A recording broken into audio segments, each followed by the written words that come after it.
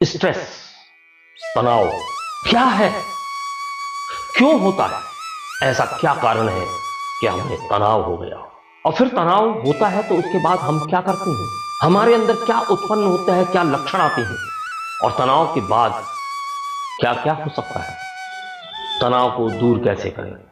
ऐसे सभी प्रश्नों का उत्तर हम आज के इस वीडियो में दे रहे हैं। देखिए और लाभ उठाइए और अपने सभी मित्रों को, संबंधियों को इस चर्चा का लाभ अवश्य दें।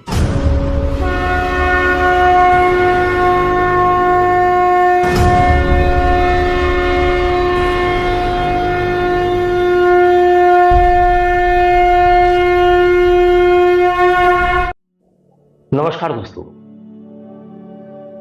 मिरेकल यूनिवर्स SSF के आज के इस वीडियो में मैं राजेश कुमार पुरी, आपका डिवाइन मित्र, आप सभी का हार्दिक अभिनंदन करता हूं। जैसा कि हमने पिछले वीडियो में आपसे वादा किया था कि हम अगले वीडियो में आपको स्ट्रेस के बारे में बताएंगे। स्ट्रेस के बारे में जनरली सभी लोग जानते हैं, लेकिन इसकी गहराई को समझना अत्यंत आवश्यक है। क्योंकि जब स्ट्रेस किसी व्यक्ति को होता है, तनाव किसी व्यक्ति को होता है, तो उसके कुछ विशेष कारण होते हैं। और जब तनाव बढ़ता चला जाता है, उन कारणों का निवारण नहीं होता है, उसके तनाव का निवारण यदि नहीं होता है, तो धीरे धीरे यह तनाव डिप्रेशन में कन्वर्ट हो जाता है और अन्य कई प्रकार की बीमारियां जीवन में आ जाती हैं। इसलिए सबसे पहले स्ट्रेस से मुक्ति पाना अत्यंत आवश्यक है। तो सबसे पहले हम इस बात को समझेंगे कि स्ट्रेस क्या है।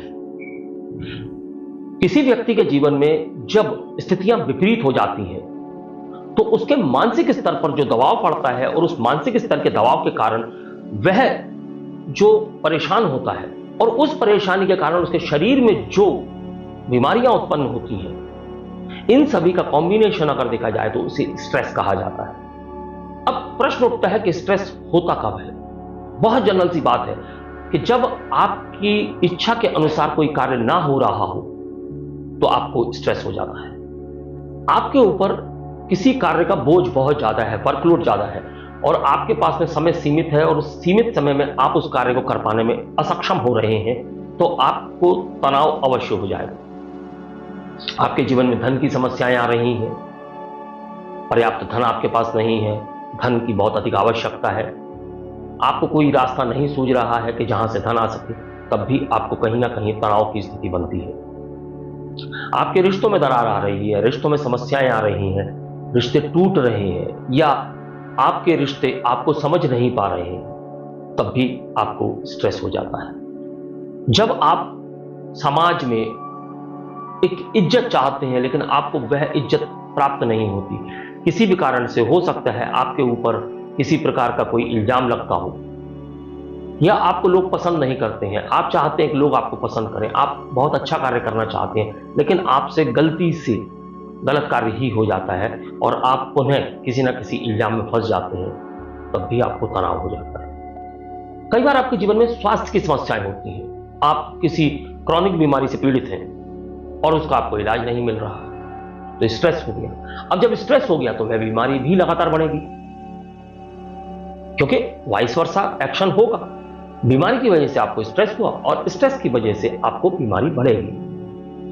कई बार स्ट्रेस बेवजह हो जाता है, मतलब उस बात को आप अपने जीवन में बहुत अधिक महत्व नहीं दे सकते हैं, लेकिन उस वजह से आपको स्ट्रेस हो सकता है।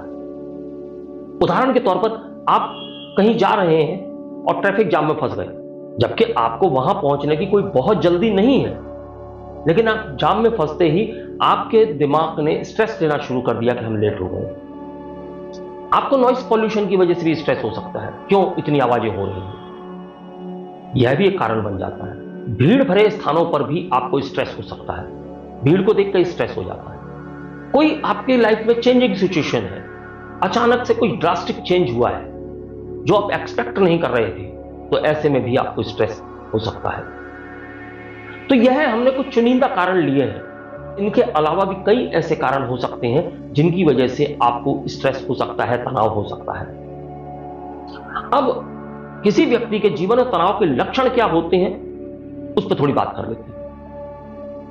आप अक्सर देखेंगे जो व्यक्ति तनाव में है, पहली बात तो वह कटा कटा सा रहेगा, उसकी इच्छा लोगों से बात करने की नहीं होगी, कुछ एकांत प्रवृत्ति उसके अंदर जागृत होने लगती है, वह अपने मन की बातें लोगों से कह नहीं पाता है, छोटी छोटी बातों से उसके अंदर चिड़चिड़ापन आ जाता है, उसे हर छोटी बात भी चुभने लगती है और रिएक्शन में वह क्रोध और चिड़चिड़ापन की स्थिति में आ जाता है।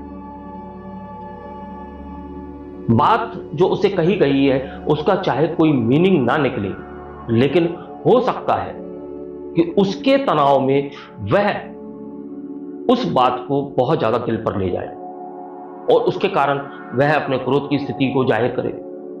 तनाव में व्यक्ति अक्सर झगड़ा करेगा तो जोर जोर से चिल्लाना शुरू कर देता है। तनाव किसी और बात का हो सकता है, लेकिन वह अपने तनाव को रिलीज करने के लिए जो उसके अंदर एड्रेनालाइन हार्मोन होता है वह रिलीज होता है, तो वह उसके तनाव को रिलीज करना चाहता है।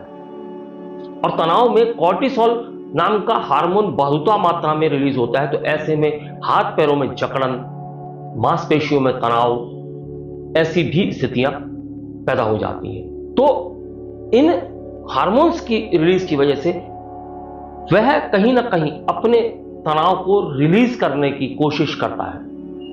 हालांकि इससे उसका तनाव रिलीज नहीं होता है, तनाव और अधिक बढ़ सकता है।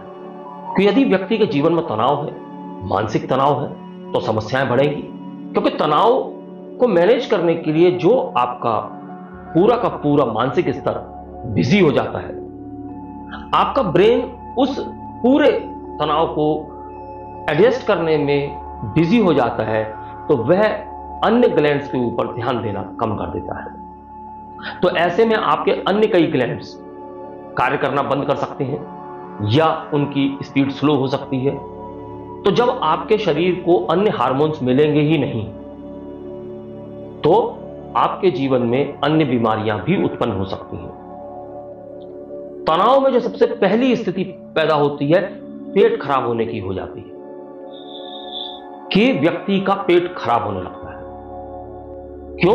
कि जब पूरा का पूरा ध्यान तनाव पर है, जो हार्मोन्स आपके शरीर के अन्य भागों को चाहिए वह उन्हें पर्याप्त मात्रा में मिल नहीं पाएंगे, तो ऐसी स्थिति में अन्य बहुत सारी समस्याएं जीवन में आ सकती हैं। तनाव बढ़ता जाएगा तो वह डिप्रेशन में कन्वर्ट हो जाएगा। जब डिप्रेशन होगा तो व्यक्ति और अधिक परेशान हो चुका हो।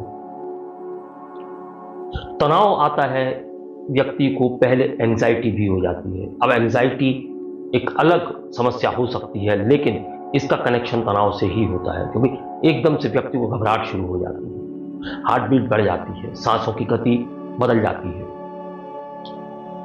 इस प्रकार कई समस्याएं तनाव के कारण आ सकती हैं। अब प्रश्न उठता है कि इसे दूर कैसे किया जाए। देखिए, जब हल्के फुल्के तनाव की स्थिति हो तो हम एक सलाह देते हैं कि आप शांति से एक जगह पर बैठ जाएं, लंबी और गहरी श्वासें लेना प्रारंभ करें। लंबी का मतलब होता है कि आपको श्वास अपने पेट तक भरनी है, फेफड़ों से नहीं, बल्कि उसे खींचकर अपने डायफ्राम में भरना है। डायफ्राम में भरने के बाद 4 सेकंड रोककर उसे बहुत धीरे धीरे बाहर की ओर छोड़ना है। यानी कि जितने समय में आपने श्वास अंदर भरी है, उससे 1.5 गुने समय में आपको श्वास बाहर छोड़नी है। जब आप इस प्रकार की क्रिया 4, 5, 6 बार कर लेते हैं, तो आप देखेंगे कि आपका तनाव बहुत कम हो गया है। लेकिन यह स्थिति तब बनती है जब आपका तनाव हल्का है, अभी तुरंत किसी कारण से आपको तनाव हुआ है। लेकिन जब यह तनाव पुराना हो गया, क्रॉनिक हो गया, तो हमारी सलाह है कि किसी ना किसी साइकोथेरेपिस्ट से बात करें, किसी हिप्नोथेरेपिस्ट से बात करें, जो आपके जीवन में आपके तनाव को किसी प्रकार से मैनेज करके बाहर निकाल दे और उसकी जगह आपके ब्रेन को एक्टिव करके ऐसे हार्मोन्स का बहाव प्रारंभ करवा सके जो आपके शरीर में अत्यंत आवश्यक है। जब भी तनाव की स्थिति में हो, हमेशा लंबी और गहरी श्वासें लें। एक जगह पर बैठकर लंबी और गहरी श्वासें लें। थोड़ी देर में आप महसूस करेंगे कि आपका दिमाग बिल्कुल शांत हो गया है। इसी शांति की अवस्था में 2 से 5 मिनट बैठे रहें, उसके बाद उठकर जाएं। और यदि आप तनाव के बारे में अधिक जानकारी चाहते हो तो डिस्क्रिप्शन बॉक्स में हमारे व्हाट्सएप चैनल है, टेलीग्राम चैनल है, उन सभी के लिंक दिए गए हैं, आप वहां ज्वाइन कर सकते हैं। और जितना भी माइंड से संबंधित, ऑकल्ट से संबंधित जो भी मटेरियल है वहां आपको प्राप्त हो जाएगा। आप वहां समझ पाएंगे कि किस प्रकार से कार्य होते हैं, किस प्रकार से हीलिंग होती है, किस प्रकार से कॉस्मिक एनर्जीज को यूज करके आप लोगों की हीलिंग की जाती है, किस प्रकार से कॉस्मिक एनर्जीज को हम अपने हाथों के द्वारा ट्रांसफर भी कर सकते हैं। यदि इसके बारे में आप और अधिक जानकारी चाहते हैं तो आप हमसे संपर्क स्थापित करें। और यदि आप ऑकल्ट में कुछ सीखना चाहते हैं तब भी आप संपर्क स्थापित करें। डिटेल्स हमारे डिस्क्रिप्शन में है, आप वहां से डिटेल्स लेकर संपर्क स्थापित कर सकते हैं। उम्मीद है कि आज की वीडियो में हमने जो कुछ भी आपसे कहा वह आपको समझ में आया होगा। जो जानकारी हमने आपको दी है वह आपको ऑथेंटिक और बिल्कुल सही सटीक लगी हुई।